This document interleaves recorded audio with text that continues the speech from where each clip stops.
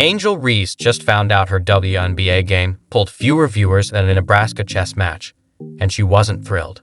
While Caitlyn Clark is breaking TV records like she's the Beyoncé of basketball, Angel's ratings came in like a whisper at a rock concert. What went wrong? This wasn't just a flop. It was a slow-motion crash worth watching. Let's dive in. I mean, what's one more year of multi-million-dollar losses? I thought Angel Reese was the star of stars, the icon of icons. That's what the mainstream media keeps telling me. Headline at Forbes from last month: how Angel Reese and A'ja Wilson are leading the WNBA's growth. Angel Reese hit the WNBA Preseason court like she was Beyoncé at Coachella. Swagger turned all the way up. But reality hit harder. The only ones watching were a couple of bored janitors, 2 pigeons in the rafters, and a popcorn vendor who thought he was at a monster truck rally. In a world where visibility is everything, Reese pulled off the impossible. She became invisible on national television. Not metaphorically. Literally. No one was watching. You've got a basketball player, you got a celebrity that, or somebody that thinks she's a celebrity, that happens to be a basketball player. All right, but she's not celebrity enough to actually pack in the stands. And guys, there is some ugly numbers. First stop on the Ghost Town Tour, the preseason showdown between the Chicago Sky and Brazil's national team at LSU. You'd think Brazilian flair, Reese's college fan base, and all that, I'm her energy would pack the house. Spoiler, it didn't. The TV ratings were so low, they made dial-up internet look like fiber optic. Fewer people tuned in than for a competitive paint-drying final. NASA had more eyes on Mars rover footage. Honestly, the broadcast could have just been a bouncing DVD logo, and it might have stirred more hype. Wait a minute. Correct me if I'm wrong here. I thought Angel Reese was responsible for elevating the WNBA dump. I thought Angel Reese was responsible for taking the dump and turning it into an unmonetizable turd. Now, to her credit, it is a nicely polished turd. It almost looks appealing. Almost. Of course, it's still not appealing enough to generate profit, but I guess the WNBA is taking baby steps. Game 2. Chicago Sky versus Minnesota Lynx. This was supposed to be Reese's big I'm back moment. Instead, it was more like anyone watching. A few pigeons flew off during warm-ups, too bored to stick around. Reese expected confetti. She got crickets at a lone blogger tweeting from a Wendy's. Even the scoreboard seemed over it. All of you who tell us, oh my God, what a big superstar. Oh my God, transcendent. Oh my goodness, generational. Oh my goodness, so on and so forth. You guys do all the talking, all the yapping. Twitter fingers turn to can't even show up and buy ticket fingers. The camera panned across the stands, and it looked like a scene from a horror movie. Empty seats everywhere. Somewhere, a network executive stared at the Nielsen numbers and Googled how to fake your own death. And Reese? She didn't handle it with grace. No, she went full reality, TV villain, cryptic posts, passive-aggressive emojis, and enough attitude to fuel a whole Real Housewives season. Look, one of the biggest stories to come out of this game is you're playing one of the considered to be top 4 teams in the league, the Minnesota Lynx, and nobody showed up to watch this game. All right? Again, 5 million Instagram followers do not equate to basketball fans. The irony? Reese wasn't bad on the court. Statistically solid, had some good moments, but no one cared. Not because of performance, but because the spotlight was elsewhere. In the age of viral moments, substance doesn't matter without spectacle. Angel blocks a shot in the forest. Does it make a sound? Not even a thud. No headlines, no crowd. Just a missed opportunity for a viral GIF. Invisibility in the digital age is the worst kind of irrelevance, especially when you're doing your job well. Oh, I think it's time to finally, end the argument. End the argument that there is any sort of other needle mover that is even remotely close to Caitlyn Clark. in the WNBA. And again, the reason why we've got Hailey Van Lith up is because it was Hailey Van Lith's return as well as Angel Reese's return. Meanwhile, in a universe where women's basketball actually gets watched, Caitlyn Clark was setting the sports world on fire. Her game didn't just get views, it hijacked televisions. Housewives, plumbers, NBA execs, even people who thought the WNBA was a Wi-Fi password, all tuned in. Clark brought the energy, hitting threes like it was her job. Then there was Angel Reese. Her big moment came and went like a wet sock. Sure, she talked trash, but it was nothing compared to Caitlyn's spectacle. While Clark was dunking metaphorical balls from Mars, Reese was just trying to keep her sneakers from squeaking. Real big game. Y'all talk a real big game.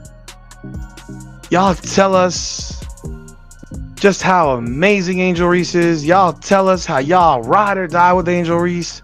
And you know what? This ain't on Angel Reese. This isn't even about Angel Reese. It's about y'all. Caitlyn Clark is creating her own cinematic universe, and ESPN is struggling to keep up. Every move she makes is like a Marvel event. Meanwhile, Angel Reese hits a layup, and her coach forgets to clap, probably contemplating life. But sure, tell us more about changing the game, Angel. Then Reese's fans blame everything but reality. The networks didn't promote it enough, they say. Sure, because a rookie who's barely played deserves a red carpet. The time slot was bad, they whine. Right, because a 7 p.m. game caused the ratings collapse, not the lack of buzz. Caitlyn Clark and the Indiana Felines against the best AAU team from Brazil. The Roo from Waterloo drew 1.3 million viewers, which was a 13% increase over the WNBA's regular season average on ESPN last year.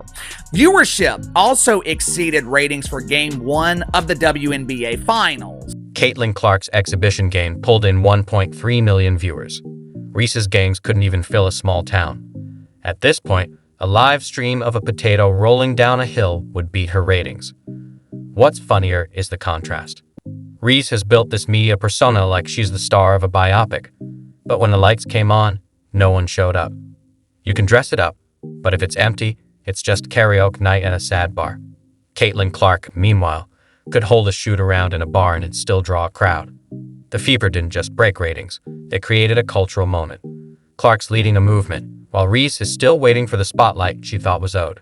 Caitlyn Clark is really back, and so is that CC motion. Look, I know I've said before I don't want to talk about repeats, and this topic isn't really brand new, but it feels fresh in a sense because we finally saw Caitlyn Clark back out on the basketball. Reese didn't reflect, she deflected, blaming everything. Schedule conflicts, faulty broadcasters, even Mercury in retrograde, anything but the product. If you've built your brand on hype and no one shows up, that's not the media's fault. That's on you. She could have used this to reset, but instead, she doubled down. When you mistake attention for admiration, every critique feels like an attack. It's main character energy without the plot. Now see, right here, the Fever Brazil game came to 1.3 million viewers. 1.3 million viewers to an exhibition game, not even a preseason game. An exhibition game. An exhibition game. An exhibition game. They came to an exhibition game. Or say they came to watch an exhibition game. That was a 60-point game, and Caitlyn Clark checked out at the end of the third quarter. And it averaged 1.3 million viewers, which is absolutely crazy. I'm not saying this to crap on anything else, because I think the WNBA Finals numbers were very good last year and they got better as they went along. It's just more about how impressive it is that a preseason game in any sport, right? Forget Caitlyn Clark for a second. Forget any of those things. That a preseason game in any sport could outrate any game of the Finals championship series. And the context on the NBA preseason games, the last NBA preseason games to do so, both to outrate that game, both involved LeBron James, and one was his first game with the Lakers. The other one, the one in 2017 there, as you can see from this Rebecca Lobo tweet, barely outrated this. And there's the graphic from ESPN as they share it. Average of 1.3 million viewers, a peak of 1.6 million viewers. That's up 13% from the regular season last year. Reese's Preseason was hyped to the moon. Teaser trailers, dramatic photos. She's here tweets, like she was the next Diana Taurasi. But the viewer numbers, lower than most YouTube unboxings. Fewer people tuned in than those checking out new iPhone colors. And imagine the poor souls who thought it was The Office reruns or a new Bachelor season. It's like going all in on poker, then realizing you're playing You, Uno. Angel Reese, and all of those bums can't dish up a couple dollars to watch Angel Reese play, and it's pathetic because Angel Reese had a damn good game. Damn good game. Showed off her new Reebok shoes, looking pretty good. Picked up right where she left off, 15 points, 10 rebounds, 4 for 7. The double-double is back. The double-double is back. Angel Reese is back. Chicago Sky is back.